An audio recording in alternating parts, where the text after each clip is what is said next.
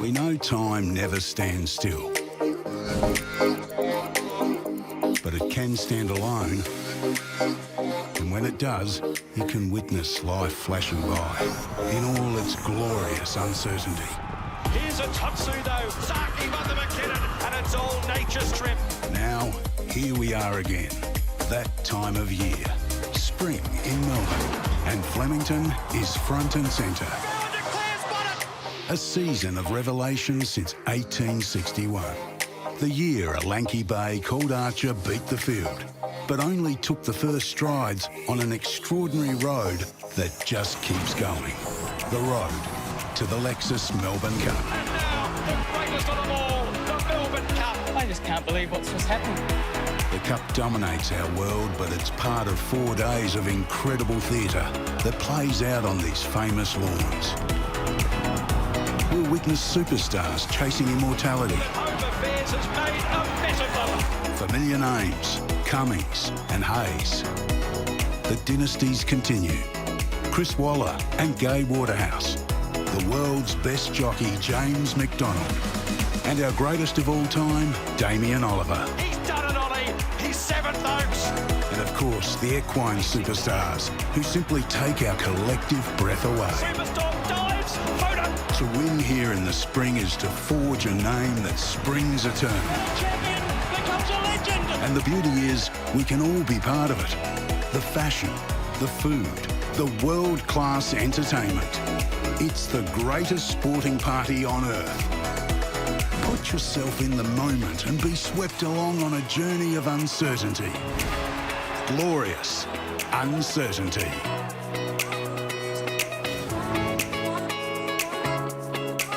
There is nothing like it, is there? It is the greatest week of sport and the countdown is on. Welcome to the road to the Melbourne Cup Carnival. It is so exciting. We are not far now from seeing the best around the world compete. Here on Network 10, you will see it all, and we've got the best in the business as well to give you all the insights, the form and the tips, including Michelle Payne and Glen Boss. Between us, we've won 4 Melbourne Cups, guys. How exciting is it? Melbourne Cup time is back again. So good. Every time we get to this time of year, it's just the excitement's in the air and it's so exciting. Yeah, it starts at Caulfield Cup Day for me, and the next three weeks are the most exciting 3 weeks we have in our sport. It's our grand final. There's no doubt about that. And the Cup Week itself is unparalleled. And it all kicks off with Penfold's Victoria Derby Day. And that is on Saturday, the 29th of October, just 2 weeks away. And then it's the big one on the 1st of November, the first Tuesday, November, the Lexus Melbourne Cup. And then on Thursday, Ladies' Day, Kennedy Oaks Day, where the crowds will be jam-packed. And then we end with a bang. The VRC Champions Stakes Day. 3 Group 1s worth $3 million. And the great thing about this year's Melbourne Cup, we are going to have capacity crowds back at Flemington once again.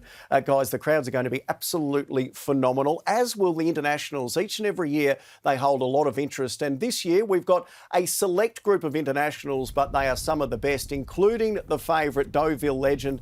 And this is Deauville Legend, trained by James Ferguson, out at track work this morning. Bossy, you've won 3 Melbourne Cups. Is this the type of horse that can win a Melbourne Cup this year? Yeah, I think the markets have actually got him pretty right this year, Michael. He looks like a really neat individual.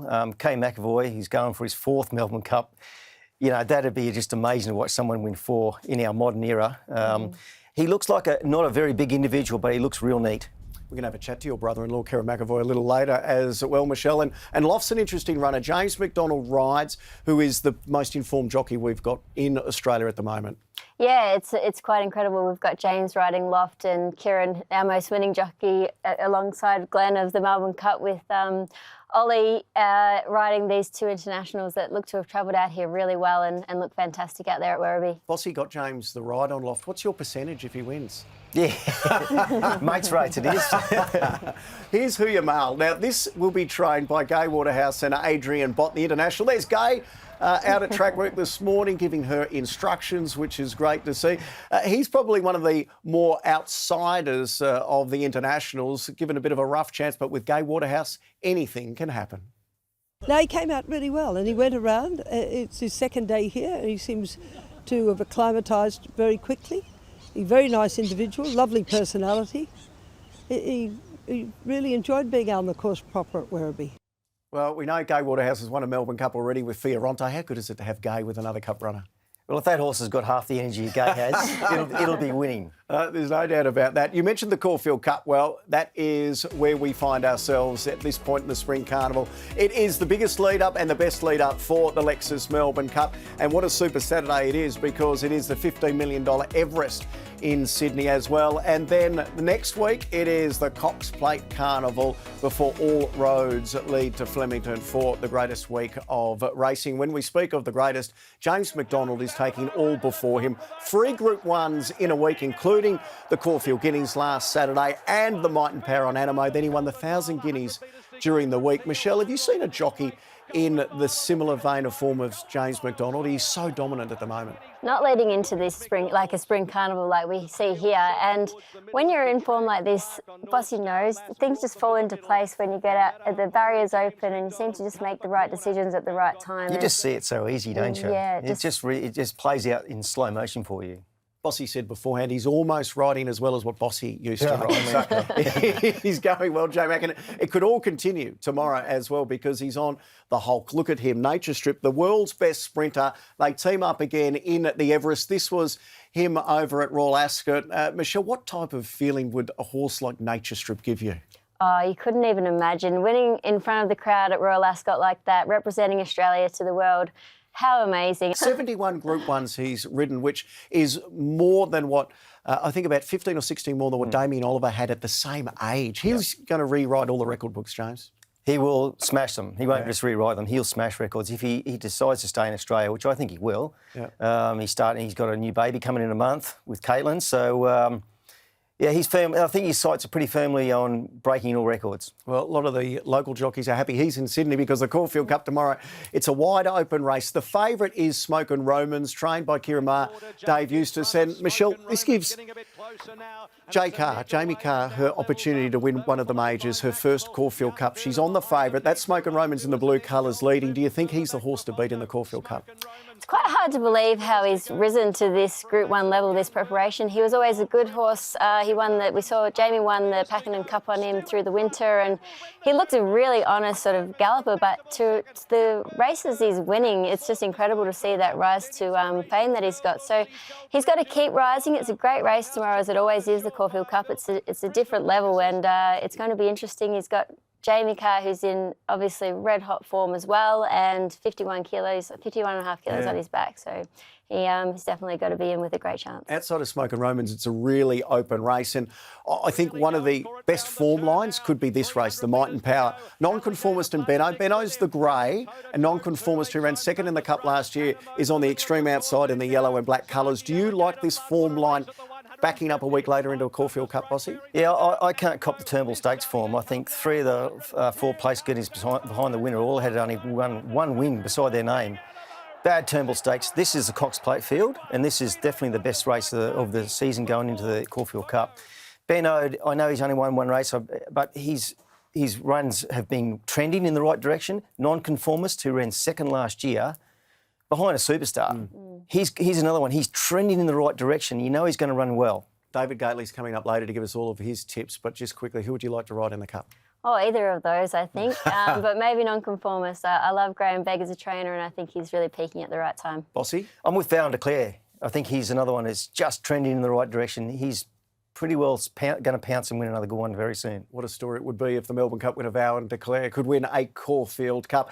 After the break, David Gately will be joining us. We'll speak with Karen McAvoy as well. Don't go anywhere. You are watching the countdown to the Melbourne Cup Carnival. Speaking of which, you should be there live to experience the magic of the 2022 Melbourne Cup Carnival with an array of options to suit every taste, style and budget. It promises to be the best week of the year. Find out more at vrc.com.au.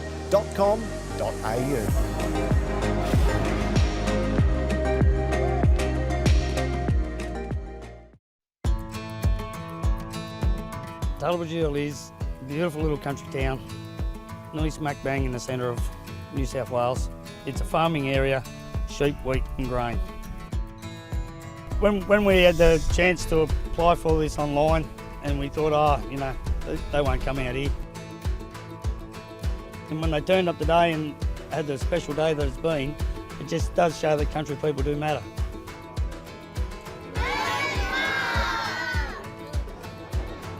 Like, you want to feel it with your own hands, but you can't, because you have to wear a glove. But I can understand it, because it's made out of gold.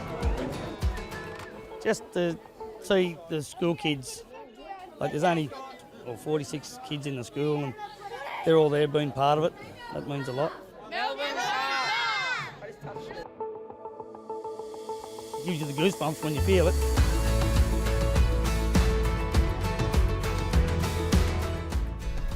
We have one meeting a year, and it is the highlight of the day is the Tullabajil Cup when the gates crash open.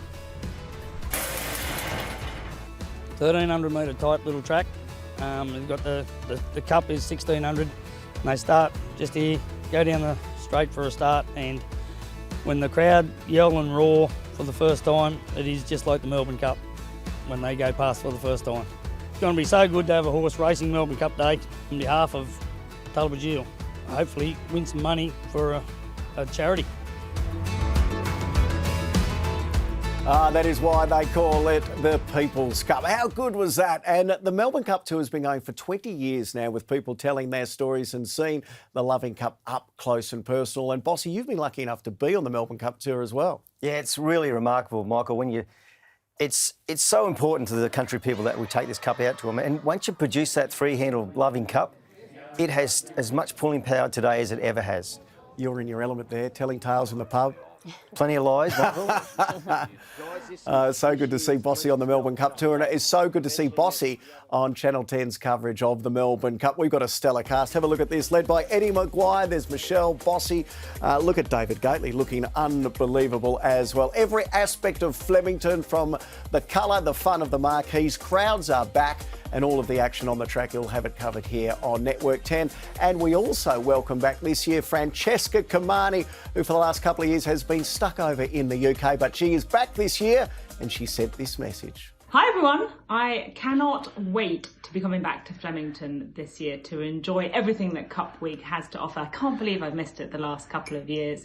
I've got so many brilliant memories of my time in Melbourne, from being there with the horses to starting my TV career there and exploring that journey of that part of my life.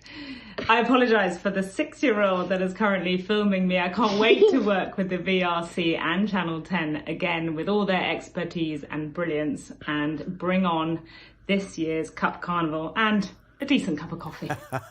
We look forward to seeing you in Melbourne, where we have the best of everything. As you know, Francesca, she'll be back for Cup Week on 10. Time now to put our experts under the pump, because it is the Straight Six, where we will talk about some of the biggest issues in racing. Bossy, firstly to you. You've talked J-Mac into riding Loft in this year's Melbourne Cup. Why? Well, if I was riding, he'd be the type of horse I'd like to ride. He won the 2-mile race, Breeders' Cup Day. He's won on the soft, he's won on the firm. He ticks all the boxes for mine. And your percentage?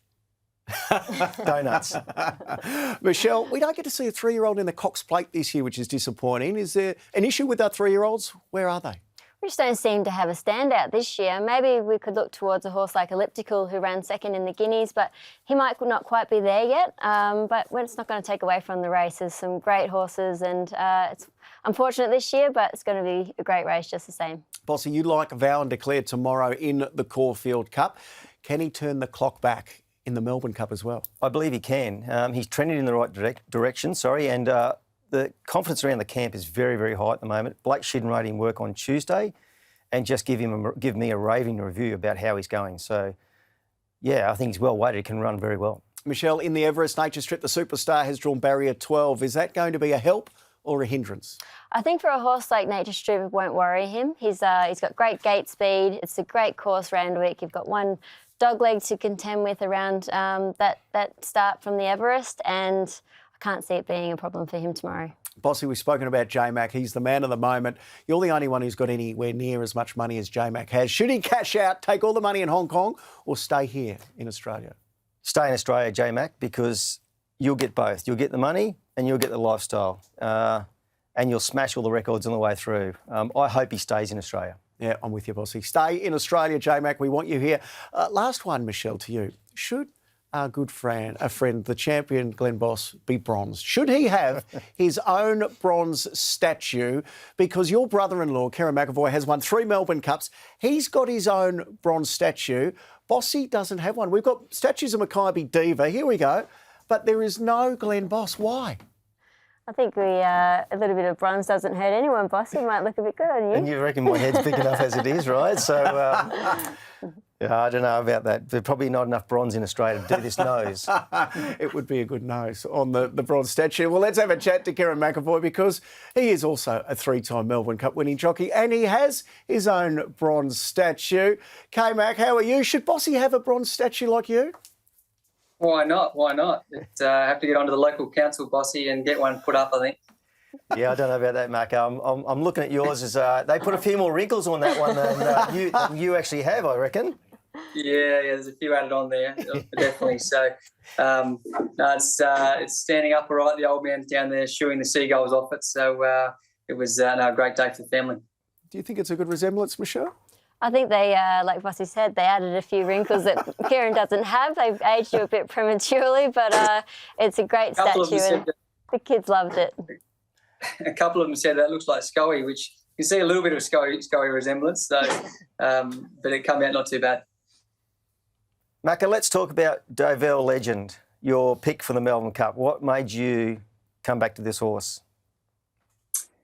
Well, he's been in great form.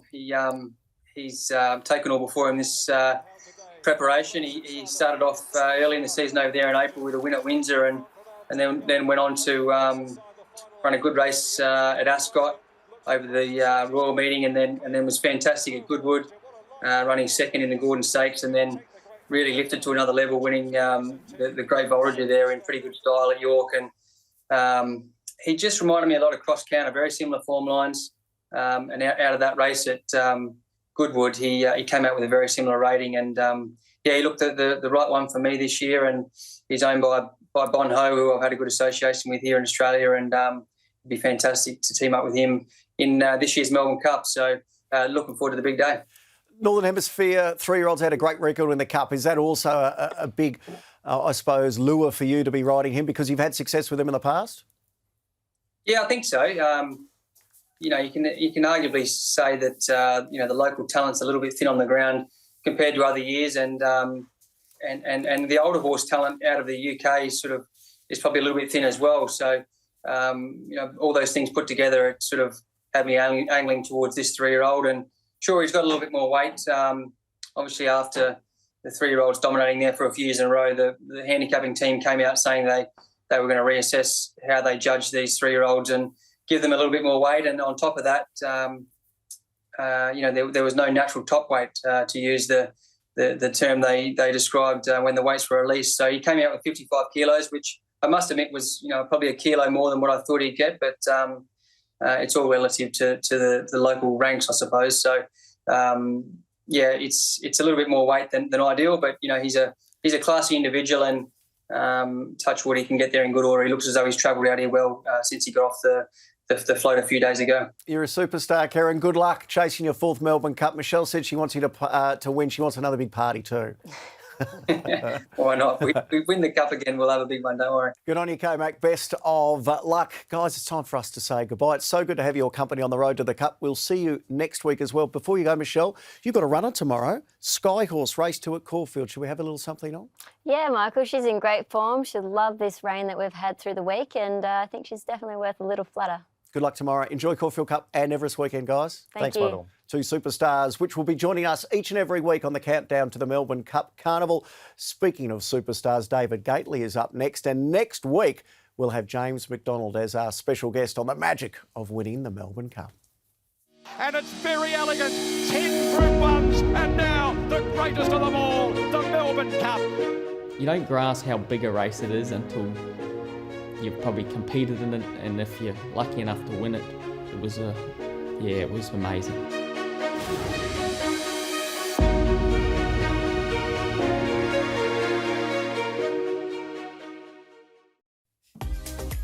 Get set, Melbourne is open and thriving. So after the next race, indulge in Melbourne's vibrant arts, culture and hospitality experiences. Check into Melbourne so you can check out all of the action after the Melbourne Cup Carnival. There's no better place to be than Melbourne during Cup Week, and there's no better person to find us all the winners than David Gately, who is back on 10's Cup Week coverage. How are you, Gator? Well, mate, it's a lot of fun, the great game, we know, but it's much more fun when you win. So let's find some winners. Well, that's what the aim of the game is, and we've got a big week coming up. It is the Tab Everest in Sydney, $15 million, almost as much as what Gator earns every year. A nature strip is the even money favourite, $2. He's going for back-to-back, the one to beat. Can they knock the champ off, Gator? Oh, look, he's not invincible, but what he does do whenever he turns up in these grand final races, which is what this is, he tends to win them. You know, and he was so good winning first up. There he's taking over from key rival Eduardo. Lost and running down the outside, covered a lot of ground. Subsequent winner. He's probably got a little more upside than Nature Strip. He's not getting any younger, but this horse just went overseas, blitzed him, and comes back and wins again. He's as I say, he's not unbeatable, but he's close to it. I think Last Crusader might be a little value play as well. Yeah, that was him steaming home back on the inside on the yellow cap. He's a really good horse. He looks to have come back better than he went out. So he was so good in this race last year, Mick. He's a good roughie, I think. The feature race in Melbourne, of course, the best guide to the Melbourne Cup is the Caulfield Cup. $5 million and Smoke and Romans. He's a firm favourite, $4.20. As you can see outside of the favourite, though, it is a wide open cup this year, Gator. Yeah, it certainly is. I think if you can get Smoke and Romans beaten, you see terrific value there. I mean, he's going really well, this horse, Smoke and Romans, and he's winning at shorter trips than probably his ideal distance range. The Caulfield Cup 2400 will probably suit him even better. Here he is beating Gold Trip, who he meets better at the weights now, you know, in the Caulfield Cup. So he's an obvious top selection for a lot of people. Obvious top of the market sort of horse because he's just so well weighted. Be a big story because JK rides Smoke and Romans. Is there value we can play, though, in the Caulfield Cup? I think so. I think Allegron's a really smart horse and he beat Benno last week on the heels of Zaki Animo and the Elite. So I think he's the value play in the race. And then we talk about the big one, the Lexus Melbourne Cup, and it's the internationals at the top of the market, Deauville Legend and Loft. Well, Deauville Legend fits the profile, doesn't he? The Northern Hemisphere 3-year-olds. I take Kieran's point from earlier. He's not pitched in at the weights, but he's certainly on that upward trajectory. I think Realm of Flowers a sneaky good roughie there. Yeah, and Vower Declared, $21 for the Cup winner as well. Be brilliant to see him back at Flemington on the first Tuesday in November. Hey, Gator, we have got so much fun in the build-up to the Melbourne Cup, and you're going to be finding us all the winners. For the punters out there, what's your best tomorrow? Cap de Joie should hopefully get the money early race to build a bank. OK, we look forward to seeing David Gately and everyone on the Channel 10 team as the countdown and the road to the Melbourne Cup continues. You can see us each week here on 10. It is the best week in racing where the best horses, the jockeys, all culminate at Flemington, and we will bring you all the action here on Network 10. Until next week, enjoy your time back. Plenty of winners, and we will see you on the road to the Melbourne Cup.